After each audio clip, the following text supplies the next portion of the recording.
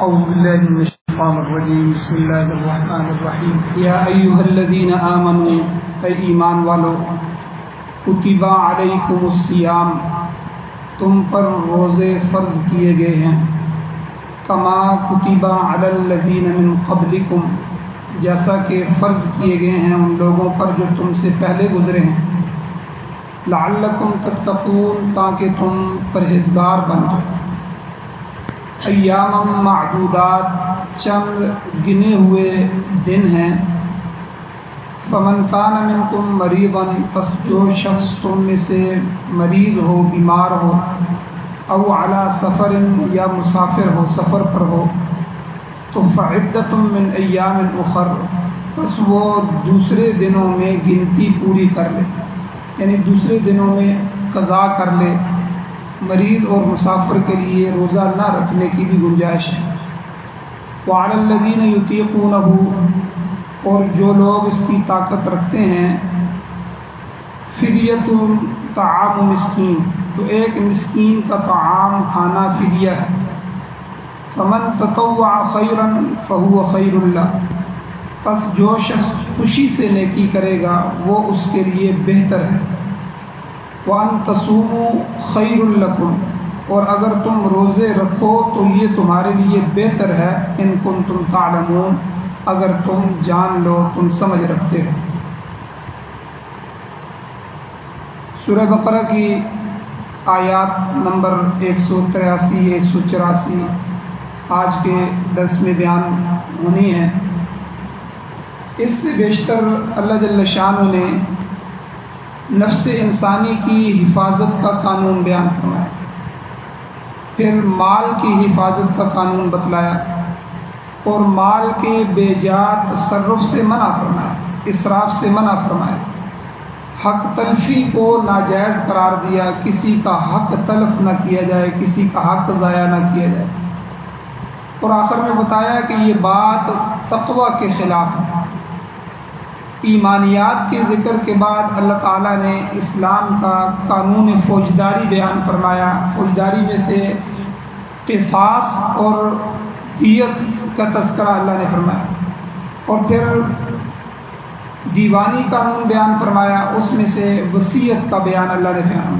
فرمایا اور یہ اصول بیان کرنے کا مقصد بھی اللہ نے بیان فرمایا کہ مقصد یہ ہے کہ تم ان قوانین پر چل کر ان پر عمل پیرا ہو کر تقوی حاصل کرنا اور آج کے درس میں ارکان اسلام میں سے جو 5 بڑے ارکان ہیں ایک اہم رکن روزہ ہے روزے کا بیان ہے روزے کی تفصیلات شہر رمضان المبارک میں تقریباً جو ضروری مسائل تھے ضروری چیزیں تھیں وہ اہم ترین چیزیں رمضان المبارک میں بیان ہو چکی ہیں لیکن چونکہ ہمارا درس مستقل چل رہا ہے اور آج یہ آیات ہمارے درس میں آئی ہیں اس لیے دوبارہ مختصراً جو ہے ان کو بیان کروں گا جس طرح اس سے پہلے اصولوں کو اللہ نے تقوی کے حصول کا ذریعہ قرار دیا کہ تم اللہ کی جس حکم پر بھی عمل کرو گے تو تم متقی بنتے جاؤ گے تقوی تمہارے دل کے اندر آتا جائے گا اسی طرح روزہ رکھنے کی جو غرض ہے اور غایت ہے اس کے بھی تحصیل تقوی ہی بیان کیا گیا ہے کہ تقوی تمہیں حاصل ہوگا تقوی کے متعلق کی بات گزر چکی ہے کہ تقوی کیا ہے کہ اللہ کا ڈر اللہ کی خشیت اللہ کا خوف دل میں آ جائے ہر وقت اللہ جل شانہ کی عظمت کا دھیان دل میں رہے ایک بڑی ذات ہے جو مجھے دیکھ رہی ہے جس پر میرا آرڈر چلتا ہے جس پر میرا حکم چلتا ہے میرا جسم اپنا نہیں میری مرضی بھی اپنی نہیں میں کسی کی امانت ہوں میرا جسم کسی کی امانت ہے میں اس کے حکم کا محتاج ہوں آج میں اس کے ہر حکم پر عمل کروں گا کل وہ مجھے جزا عطا فرمائے گا آج اگر میں اس کی حکم عدولی کروں گا نافرمانی کروں گا تو کل ایک دن آنے والا ہے قیامت کا دن حشر کے میدان میں اس کے سامنے مجھے کھڑا ہونا ہے وہ میرا حساب لے گا ایک بات پر میری پوچھ ہوگی یہ وہ چیزیں ہیں جو دل کے اندر تقوی کو پیدا کرتی ہیں تو یہ سارے وہ عقائد ہیں آخرت کے بارے میں، قیامت کے بارے میں، رسالت کے بارے میں، توحید کے بارے میں اللہ جل شانہ نے یہ سارے قوانین قرآن مجید میں بیان فرمائے۔ صحابہ کرام نے تقوی کو سمجھا بھی اور سمجھایا بھی۔ حضرت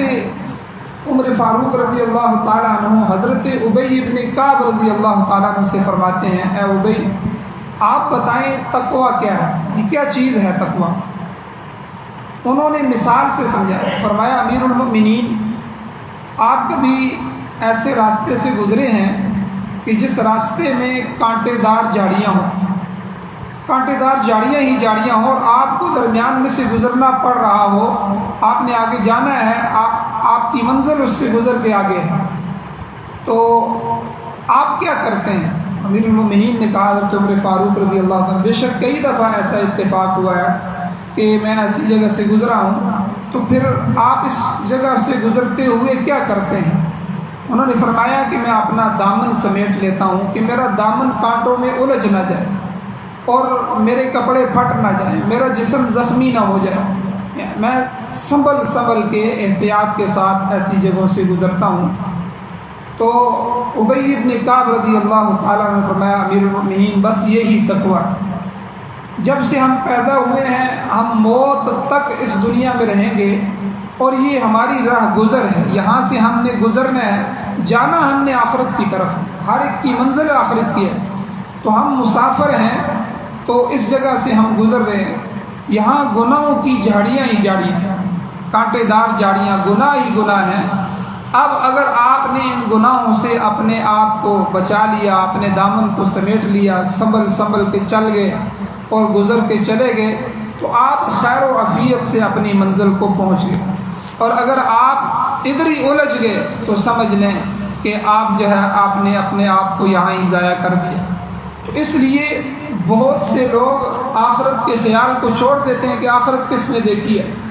دنیا ہے، بس دنیا کی نعمتیں ہیں، دنیا کی لذتیں ہیں، پھر وہ ان میں ایسا گم ہو جاتے ہیں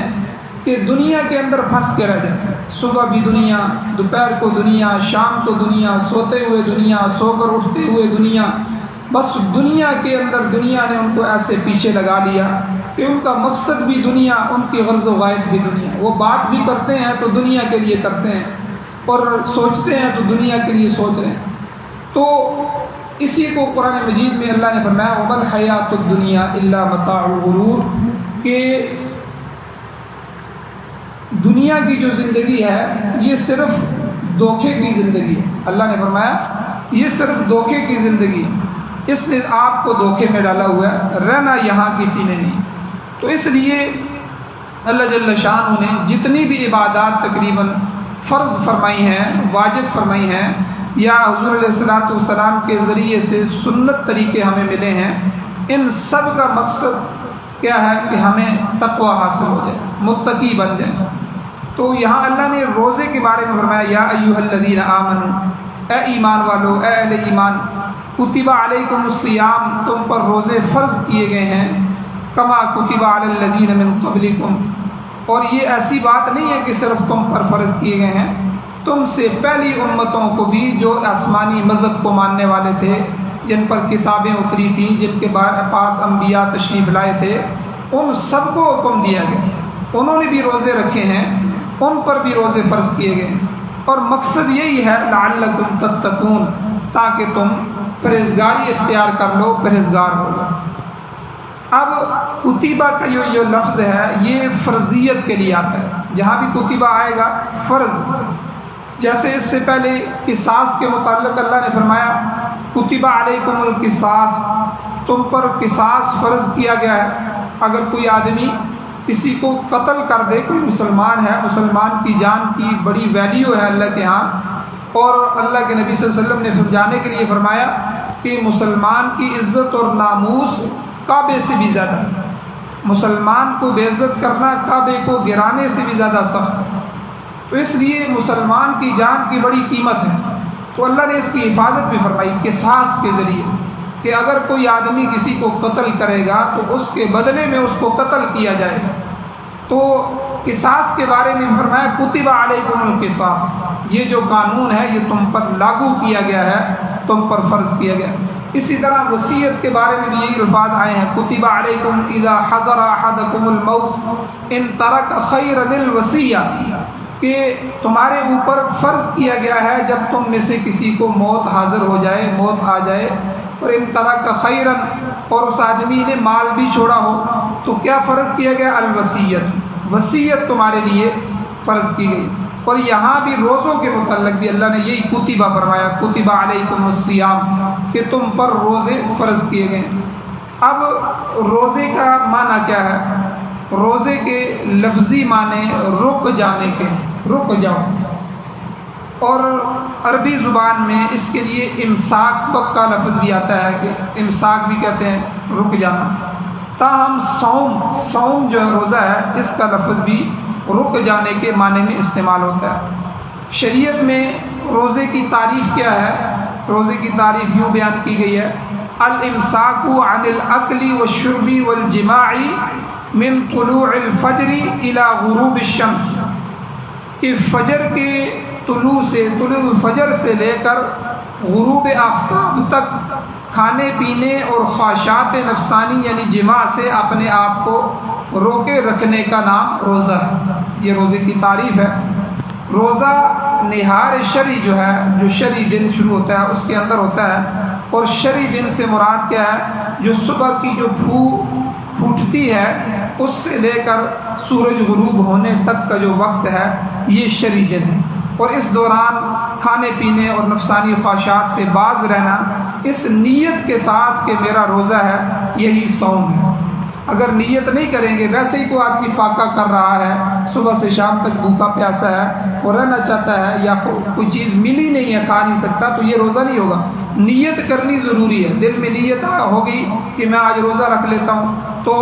اس سے یہ روزہ ہوگا۔ تو نیت کے ساتھ کہ میرا روزہ ہے، صبح سے لے کر جو ہے شام تک کھانے پینے اور نفسانی خواہشات سے باز رہنا، یہ صوم ہے۔ اور ارکان اسلام میں سے جو بڑے ارکان ہیں، تیسرا رکن ہے روزہ۔ تو توحید اور رسالت پر عقیدے کے بعد نماز ہے، نماز کے بعد زکوٰۃ کا نمبر ہے، زکوٰۃ کے بعد روزے کا نمبر، چوتھا نمبر حج کا ہے۔ اسی ترتیب سے ایک رکن اسلام کا جہاد بھی ہے، اور اگلی آیات میں 1 رکوع 1.5 رکوع کے بعد جہاد کا مستقل تذکرہ بھی آ رہا ہے، انشاءاللہ اس میں اس کی تفصیل بیان کی جائے گی۔ اور ان تمام ارکان کا تذکرہ سورہ بقرہ میں اسی ترتیب سے آگے چل رہا ہے۔ حضور علیہ الصلوۃ والسلام کا ارشاد گرامی ہے، علیکم بالصوم فإنہ لا عدل لہ، روزے کو لازم پکڑو کیونکہ روزے جیسی کوئی اور عبادت نہیں۔ روزے کی بڑی اہمیت ہے۔ تو سابقہ امتوں کو بھی جو ہے روزہ فرض کیا گیا، تو یہاں اللہ نے فرمایا اے ایمان والو، یہ روزے صرف تم پر ہی نہیں فرض کیے گئے بلکہ تم سے پہلے گزرنے والے لوگوں پر بھی اسی طرح روزے فرض تھے۔ البتہ ان کے روزوں کی مقدار اور تعداد مختلف امتوں کی مختلف ہوتی رہی ہے، کسی کے 40 روزے تھے، کسی کے زیادہ تھے، کسی کے کم تھے، اور جو ہے کیفیت بھی اور مقدار بھی تعداد بھی یہ مختلف ہوتی رہی ہے، لیکن روزے بہرحال پہلی امتوں پر بھی فرض۔ چنانچہ مشہور ہے، روایات میں آتا ہے کہ حضرت آدم علیہ السلام ایام 20 کے روزے رکھتے تھے،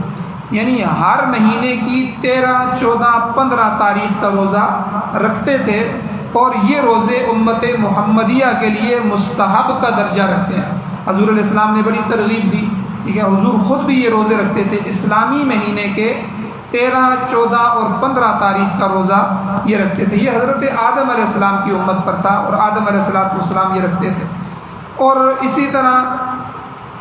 جو ہے حضرت نوح علیہ السلام کی امت کے لیے، کیونکہ وہ لوگ بڑے سخت مزاج تھے اور اکھڑ قسم کے لوگ تھے، ان میں بہیمیت کا عنصر زیادہ مقدار میں پایا جاتا تھا، اس لیے اسے کم کرنے کے لیے اس امت کو سارا سال روزہ رکھنے کا حکم تھا۔ حضرت نوح علیہ السلام کی امت کو سارا سال روزہ رکھنے کا۔ اور اسی طرح پہلی امتوں میں سے حضرت داؤد علیہ السلام ایک دن روزہ رکھتے تھے، ایک دن افطار کرتے تھے۔ یہ صوم داؤدی جسے ہم کہتے ہیں، ایک دن روزہ رکھتے تھے، ایک دن افطار کرتے تھے، یعنی آدھا سال روزہ رکھنا، آدھا سال نہیں رکھنا، لیکن ترتیب یہ تھی کہ ایک دن روزہ ایک دن افطار، ایک دن روزہ ایک دن افطار، یہ حضرت داؤد علیہ السلام کی امت کے لیے تھا، ان کی سنت ہے۔ اور حضرت عیسیٰ علیہ السلام 2 دن روزہ رکھتے تھے اور تیسرے دن افطار کرتے تھے۔ تو اسی طرح اس امت آخر الزمان صلی اللہ علیہ وسلم کے لیے بھی اللہ تعالیٰ نے سال بھر میں 1 مہینے کے روزے فرض کیے ہیں، رمضان المبارک کے روزے۔ تو ان کے متعلق آگے اللہ نے فرمایا ایام معدودات، یہ گنتی کے چند دن ہیں، یعنی 360 دنوں میں سے 29 یا 30 دن کے روزے فرض قرار دیے گئے ہیں۔ اللہ نے سمجھانے کے لیے فرمایا ایام معدودہ، چند دن کے روزے ہیں، یعنی 1 مہینے کے، اب وہ مہینہ 29 کا ہو یا 30 کا ہو، تو یہ روزے بہرحال تمہارے اوپر فرض کیے گئے۔ اب امام طحاوی رحمۃ اللہ علیہ اپنی کتاب مشکل الآثار میں فرماتے ہیں کہ ہر عبادت میں ریاکاری کا امکان ہے۔ جتنی بھی عبادتیں اللہ نے کی ہیں، فرض کی ہیں، اللہ کی طرف سے ضروری ہیں، ان میں ریاکاری ہو سکتی ہے، دکھلاوا ہو سکتا ہے۔ صرف روزہ ایک واحد ایسی عبادت ہے جس میں ریاکاری کا کوئی مسئلہ نہیں، دکھلاوا کوئی نہیں، یہ باطنی عبادت ہے، اور اس کا تعلق ایک طرف اللہ تعالیٰ کے ساتھ ہے اور دوسری طرف بندے کے ساتھ ہے۔ تو نماز، زکوٰۃ، حج وغیرہ وغیرہ یہ ایسی عبادات ہیں جنہیں دوسرے لوگ دیکھ سکتے ہیں، انہیں محسوس کر سکتے ہیں اور زکوٰۃ سے مستفید ہو سکتے ہیں۔ ظاہر بات زکوٰۃ دیں گے تو ان کو پتہ ہوگا یہ فلاں آدمی نے زکوٰۃ دی ہے، مگر روزے کے ساتھ ایسا معاملہ پیش نہیں آ سکتا۔ اس کا تعلق صرف روزے دار کی ذات سے ہوتا ہے، دوسرا شخص نہ اسے دیکھ سکتا ہے نہ محسوس کر سکتا ہے۔ اگر کوئی شخص عام لوگوں کے سامنے تو نہیں کھاتا پیتا، مگر در پردہ جو ہے وہ ایسا کر لیتا ہے، تو اس کا روزہ کہاں ہوگا؟ وہ لاکھ اعلان کرتا پھرے کہ میں روزے دار ہوں، مگر اس کی حقیقت کو وہ خود جانتا ہے یا اللہ رب العزت جانتا ہے کہ وہ روزے دار ہے یا نہیں۔ تو اس کا تعلق براہ راست اللہ تعالیٰ کے ساتھ، اسی لیے اللہ تعالیٰ نے خود فرمایا کہ ہر عبادت کا بدلہ دیا جائے گا۔ فرشتوں کو اللہ نے بتا دیا یہ عبادت کرو، اس کے اتنا اجر لکھ لو، ہر عبادت کا بدلہ جو ہے وہ دیا جائے گا، مگر روزہ ایک ایسی عبادت ہے جس کی جزا اللہ فرماتے ہیں خاص طور پر میں خود عطا کروں۔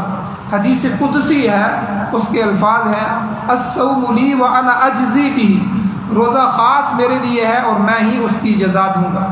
تو اس لیے روزے کے باطنی فوائد بھی ہیں، روحانی فوائد بھی ہیں، روحانی فوائد کے ساتھ ساتھ جسمانی فائدے بھی ہیں۔ صوموا تصحوا، فرمایا کہ روزہ رکھو تاکہ تمہیں صحت نصیب ہو جائے۔ دیکھیں حضور نے کتنی بہترین چیزیں ہمیں ارشاد فرمائیں۔ یورپ کے بہت سے نامور ڈاکٹر جو ہیں، وہ ان کا کہنا ہے کہ اسلام نے فاقے کا جو طریقہ روزے کی صورت میں مقرر کیا ہے،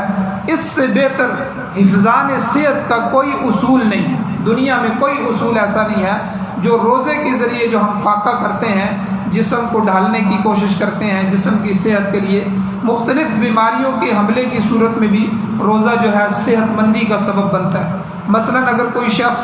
بلغمی مادہ اس میں بلغمی زیادہ ہو، اس کی ذاتی ہو، اس کا مریض ہو، تو روزہ رکھنے سے وہ بالکل تندرست ہو جائے گا۔ فاقہ کرنے سے بلغمی اور کئی دوسری رطوبتیں جو ہوتی ہیں یہ خشک ہو جاتی ہیں اور آدمی صحت یاب ہو جاتا ہے۔ اس لیے فرمایا کہ روزہ رکھو صحت نصیب ہوگی، اور سفر کرو غنیمت حاصل ہوگی۔ ٹھیک ہے، بسا اوقات جو ہے آدمی ایک جگہ رہتا ہے، اپنے گاؤں میں ہی رہتا ہے، ادھر ہی پڑا رہتا ہے، اس کو روزی نہیں ملتی، تھوڑا سا سفر کرتا ہے، سفر کرنے سے اللہ تعالیٰ ایسے وسائل پیدا کر دیتے ہیں جو اس کی کامیابی کا سبب بنتے ہیں، اور انسانی تنگی سے انسان جو ہے نکل کر فراخی میں داخل ہو جاتا ہے۔ اس لیے حضور علیہ الصلوۃ والسلام نے فرمایا کہ سفر کرو غنیمت حاصل ہوگی، اللہ جل شانہ تمہارے لیے معاملات کو کھولیں گے، وسائل پیدا فرمائیں گے۔ تو بہرحال روزے کے بہت سے فوائد ہیں، جسمانی فوائد ہیں، روحانی فوائد ہیں، تو اللہ جل شانہ اس کو ہمارے اوپر ارکان اسلام میں سے ایک رکن رکھا ہے۔ اللہ جل شانہ سے دعا ہے اللہ ہمیں عمل کی توفیق عطا فرمائے۔ انشاءاللہ مزید کئی دن جو ہیں آگے لگیں گے، اس کے بہت سے مسائل ہیں، اللہ جل شانہ سے دعا ہے اللہ عمل کی توفیق عطا فرمائے۔ آمین۔ الحمدللہ رب العالمین والعاقبۃ للمتقین والصلاۃ والسلام علی رسولہ النبی الأمی الکریم۔ اللهم ربنا آتنا فی الدنیا حسنۃ وفی الآخرۃ حسنۃ وقنا عذاب النار۔ یا اللہ ہماری کمی کوتاہی کو معاف فرمائی، درگزر فرمائی، صغیرہ کبیرہ گناہوں کو معاف فرمائی۔ یا اللہ ہماری غفلت کو، ہماری سستیوں کو، یا اللہ ہماری کمزوریوں کو، ہمارے گناہوں کو معاف فرمائی۔ یا اللہ اپنے غضب سے، اپنے غصے سے، اپنے انتقام سے، اپنی نفرت سے ہمیں محفوظ فرمائیے۔ یا اللہ رحم فرمائیے، کرم فرمائیے۔ یا اللہ امارت اسلامیہ شریعہ نصیب فرمائیے، قرآن و سنت کو بطور آئین، بطور دستور نصیب فرمائیے۔ یا اللہ پوری دنیا کے باطل نظاموں کو ختم فرمائیے، اپنے نظام کو غالب فرمائیے، اسلام کی بہاریں نصیب فرمائیے۔ جب تک زندگی ہو عزت والی، وقار والی، ایمان والی، خیر والی، یا اللہ خاتمہ بالخیر والی زندگی نصیب فرمائیے۔ یا اللہ جب بھی موت آئے تو سعادت والی، شہادت والی موت نصیب فرمائیے، اپنے رستے کی موت نصیب فرمائیے، خاتمہ ایمان پر فرمائیے۔ یا اللہ حضور علیہ السلام کی شفاعت نصیب فرمائیے، مظلوموں کو یا اللہ ظالم کے ظلم سے نجات عطا فرمائیے، مقروضوں کے قرض کو پورا کرنے کے اسباب پیدا فرمائیے، بیماروں کو شفا عطا فرمائیے، جو ایمان کی حالت سے اس دنیا سے جا چکے ہیں یا اللہ ہم سب کی بخشش فرمائیے، بلند درجات عطا فرمائیے۔ صلی اللہ تعالیٰ علی خیر خلقہ محمد وآلہ وصحبہ اجمعین برحمتک یا